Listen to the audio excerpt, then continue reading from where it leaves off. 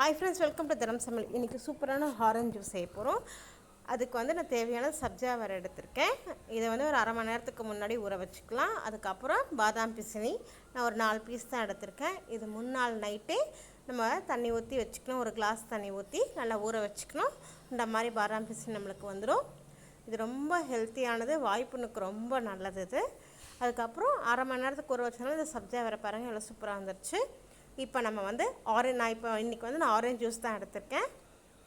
இந்த ஆரஞ்சு ஜூஸில் இருக்கிற சீடெல்லாம் நம்ம எடுத்துடலாம். இந்த ஆரஞ்சு ஜூஸில் வரும் கொட்டை இருக்குது பார்த்திங்களா, அதெல்லாம் நம்ம எடுத்துட்டு இது மாதிரி மிக்சியில் போட்டு நம்ம நான் ஒரு 5லேருந்து 6 பழம் எடுத்திருக்கேன். இதுதான் நான் சப்ஜா வரையும் பாதாம் பிசினியும் நம்ம சேர்க்க போகிறோம். நீங்கள் எந்த ஜூஸ் போட்டாலும் நம்ம இந்த சப்ஜா வரை பாதாம் பிசினி போட்டு குடிங்க. வயிற்று புண்ணுக்கு ரொம்ப நல்லது, வாய் புண்ணும் வராது உங்களுக்கு இது குடிக்கிறதுனால. நான் ஒரு 5லேருந்து 6 ஸ்பூன் போட்டுக்கிறேன். நான் சர்க்கரை போட்டிருக்கேன். போட்டுட்டு நல்லா கிரைண்ட் பண்ணிக்கலாம், அதாவது நல்லா அரைச்சிக்கலாம். போட்டுட்டு நல்லா அரைச்சிக்கிட்டு இப்போ நான் சப்ஜா வரையும் போட்டுக்கிறேன். இப்போ நான் ஒரு 3 ஸ்பூன் கிட்ட சப்ஜா வரை ஊற வச்சது போட்டுக்கிறேன். அதுக்கப்புறம் பாதாம் பிசினி இருக்குது பார்த்தீங்களா, அதையே நான் 3லேருந்து ஒரு 4 ஸ்பூன் அளவுக்கு நான் போட்டுக்கிறேன். பாருங்கள், இதை போட்டுக்கலாம்.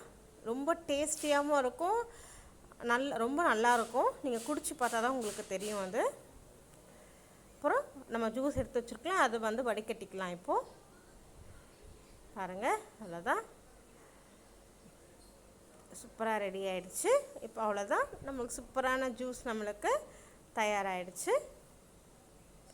உங்களுக்கு சப்ஜா வேறு பத்தலாம் தெரிஞ்சிருச்சுன்னா திருப்பியும் நீங்கள் போட்டுக்கலாம். ரொம்ப ஹெல்த்தியானது அது ரெண்டுமே. நம்மளுக்கு இந்த மாதிரி ஜூஸோட பசங்களுக்கு கொடுத்தோம்னா நல்லாயிருக்கும். அதுவும் இப்போ இருக்கிற அடிக்கிற வெயிலுக்கு கண்டிப்பாக இது நம்ம இந்த ஜூஸ் எல்லாம் நம்ம குடிக்கணும். பாருங்கள், அவ்வளோதான், ரெடி ஆகிடுச்சு. நான் இன்னும் கொஞ்சமாக நான் சப்ஜா வரையும் ப்ளஸ் பாதாம் பிசினியும் போட்டுக்கிறேன். ஏன்னா இது 4 பேர் குடிக்கிறதுனால கரெக்டாக போட்டிருக்கேன். நான் அரை ஸ்பூன் தான் நான் சப்ஜா வரை போட்டேன். அதுவே நம்மளுக்கு நல்லா ஊறி வந்துடுச்சு. இப்போ பாருங்கள், நான் ஒரு டம்ளரில் எடுத்து வச்சுருக்கேன்.